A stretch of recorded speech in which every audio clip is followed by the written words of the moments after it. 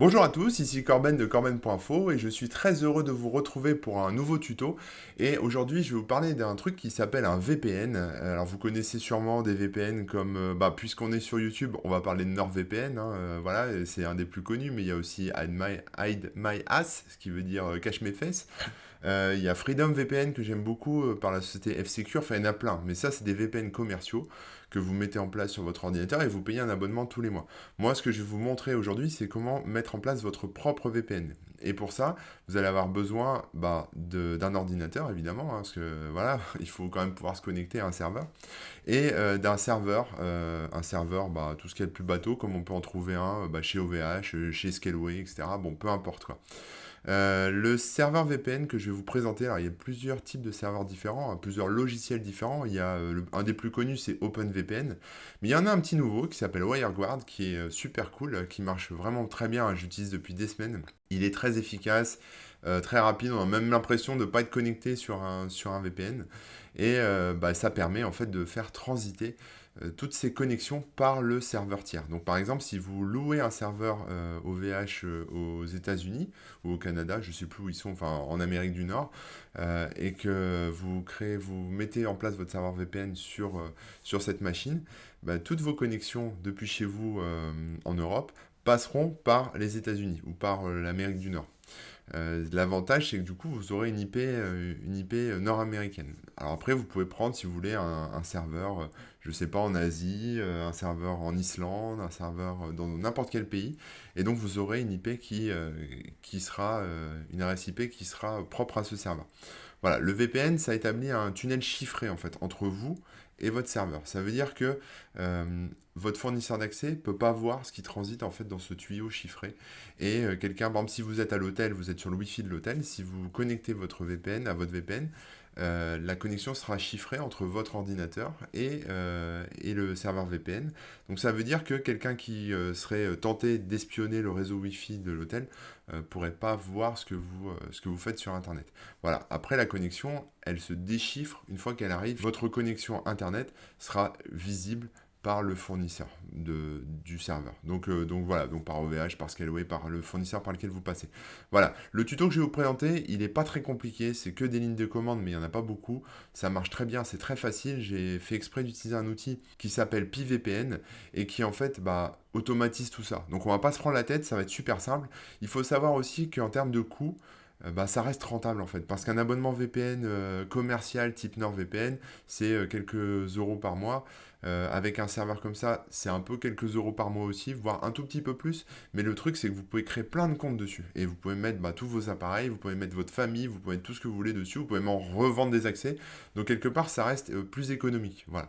Donc je vous propose, c'est qu'on regarde ensemble un peu toute cette histoire et on va aller sur mon ordi. Je voudrais vous présenter déjà les offres en fait commerciales. Donc là, par exemple, on a Hide My Ass à 4,99 €. Voilà, ça c'est un abonnement classique, un serveur VPN classique. Il y a aussi Freedom VPN que j'aime beaucoup, qui est à 4,16 € par mois. Donc voilà, c'est fait par F-Secure, c'est dans ces ordres de prix. Et NordVPN que vous connaissez beaucoup parce qu'il est très utilisé par les youtubeurs à 3,10 €. Voilà, on est dans cet ordre de prix, notamment avec des serveurs comme chez Scaleway à 2,99 € par mois sur un petit serveur virtuel. Et aussi chez OVH avec 2,99 € par mois aussi, donc soit 3,59 € TTC. Donc vous voyez, on est dans le même ordre de grandeur en fait en termes de prix. Voilà, donc maintenant ce que vous propose c'est qu'on aille voir WireGuard. Alors WireGuard c'est un serveur VPN qui est multi-protocole, qui est assez jeune mais très bien testé, qui n'a pas beaucoup de lignes de code et qui du coup est plutôt bien sécurisé et surtout très rapide, très efficace. Donc il y a pas mal de docs, hein, c'est un peu compliqué, mais moi ce que je vous propose d'utiliser aujourd'hui, c'est un outil qui s'appelle PiVPN, qui est sur GitHub et qui permet justement de configurer un accès VPN sur un Raspberry Pi, que ce soit WireGuard ou OpenVPN. Mais Raspberry Pi, on s'en fiche, on va installer ça sur n'importe quel serveur. Voilà. Et vous allez voir, c'est très simple. Donc ce que je vous propose de faire aujourd'hui, c'est de lancer un terminal voilà, sur votre serveur, hein, donc de vous connecter sur votre serveur, et puis de cloner le dépôt Git du projet PiVPN, donc en faisant un git clone github.com/pivpn/. pivpn.git, voilà, donc ça va copier les fichiers, le code source sur votre ordinateur, donc ça voilà. Et ensuite, on va lancer le fichier d'install, tout simplement. Donc en faisant un petit sudo bash pvpn slash auto underscore install slash install.sh. Ça va lancer le programme, vous faites OK, vous faites yes, ça va faire une petite mise à jour, etc. Ça va installer les premiers paquets. Donc ça, c'est les paquets de config, hein, vous allez voir. On attend, voilà. Donc là, il nous prévient qu'il va transformer le Raspberry Pi en OpenVPN ou WireGuard server. Donc OK. Adresse IP statique nécessaire. Votre serveur, normalement, a une adresse IP statique, il n'y a pas de souci. Voilà. Si vous êtes sur un serveur Amazon, bah, apparemment c'est plus compliqué. Et il va vous demander de choisir un utilisateur local. Donc moi je choisis Ubuntu, hein, parce que c'est mon seul user local. Voilà, donc là il fait la config. Et là il nous demande de choisir entre le WireGuard ou OpenVPN. Donc on va choisir WireGuard. Ça installe WireGuard à partir des dépôts, hein, de Launchpad, de Ubuntu. Voilà, ça va s'installer. Donc là il y a 29 paquets, vous voyez c'est très, très petit, très léger. Mais bon, ça roule, ça s'installe, c'est plutôt cool. Voilà, ça décompresse. Alors, voilà, vous pouvez aussi faire la même chose avec OpenVPN, hein, il y a rien qui l'empêche. Mais moi, je trouve WireGuard plus rapide, plus efficace. Ensuite, il vous demande de choisir le port. Donc, on va laisser le port par défaut, on va pas se prendre la tête, mais vous pouvez le changer si vous avez besoin. Voilà, donc il nous demande de confirmer que le port est bon. Et ensuite, il nous demande de choisir un fournisseur de DNS. Donc, on a quoi? Nine, OpenDNS, Cloudflare, etc. Google aussi. Moi, je choisis Cloudflare avec le 1.1.1. Là, il vérifie que l'adresse IP est bonne. Donc, voilà, on précise l'adresse IP. Et puis, bah, il s'installe. Donc là, il nous demande si on veut aussi activer les mises à jour du système. Donc on va faire oui. Et puis voilà, il va nous installer les petites mises à jour. Et ensuite, eh ben, c'est terminé. Voilà. Donc là, il nous propose de rebooter, tout simplement. Donc on va redémarrer la machine. Et puis, bah, je vous dis à tout de suite lorsque ce sera redémarré. Après, je vais vous expliquer comment on crée les comptes, etc. Voilà, donc nous voilà de retour sur notre serveur. Donc là, cette fois, on peut taper avec la commande pivpn-a, A pour add, hein. On donne un nom au client qu'on veut configurer, parce que ça marche avec un système de client-serveur. Voilà, et il y a un fichier de config qui se crée dans le répertoire home de mon user. Donc je vais l'ouvrir avec Nano pour vous montrer ce qu'il y a dedans, mais vous pouvez aussi l'afficher avec la commande cat.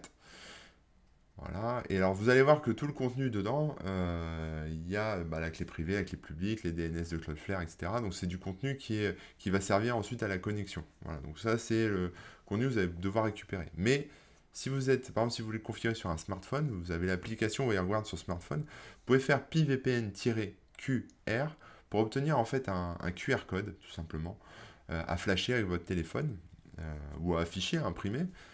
Et ensuite, bah, il suffit de le flasher pour récupérer les données, quoi, tout simplement. Donc vous allez récupérer toute la data, ce qui va être assez pratique, hein, pas besoin. Et ensuite, bah, vous allez sur votre ordinateur et vous allez créer bah, un nouveau fichier de config avec le client WireGuard, pardon. Donc on rajoute un tunnel vide, voilà, donc un fichier de config vide, et là-dedans, on va coller tout simplement notre fichier de config. Voilà, on colle notre fichier de config, on lui donne un petit nom, donc moi c'est iMac. Et ensuite, vous pouvez cocher Ethernet ou Wi-Fi. Donc là, vous pouvez choisir en fait si vous voulez que le WireGuard, le serveur VPN, s'établisse de manière forcée si vous êtes sur Wi-Fi ou Ethernet. C'est pratique pour les têtes en l'air qui se baladent beaucoup et qui se connectent un peu n'importe où au Wi-Fi. Vous sauvegardez, voilà, et ensuite vous allez cliquer sur le bouton connecter. Voilà. Et vous êtes bah, connecté au serveur VPN. Voilà. Donc c'est plutôt rapide, hein, plutôt simple à mettre en place. Voilà. Voilà, j'espère que ça vous aura plu. Amusez-vous bien avec votre nouveau serveur et votre VPN. Faites attention quand même, configurez-le bien. Prenez le temps de vous repasser le tuto si j'étais un peu rapide, hein, c'est normal. Et puis bah, prenez soin de vous, hein, prenez soin de vos proches, faites attention. Et puis je vous dis à bientôt. Ciao!